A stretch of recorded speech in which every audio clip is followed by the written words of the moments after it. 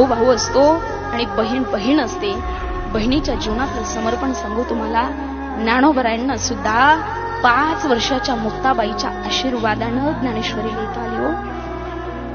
म्हणून लक्षात ठेवा, रागवली असेल बहीण तुमच्यावरती, झालं असेल काही, लावा ना तिला प्रेमाने फोन, म्हणा ना एकदा, चुकलं ग ताई माझं. बहीण बहीण असते माईबापांनो.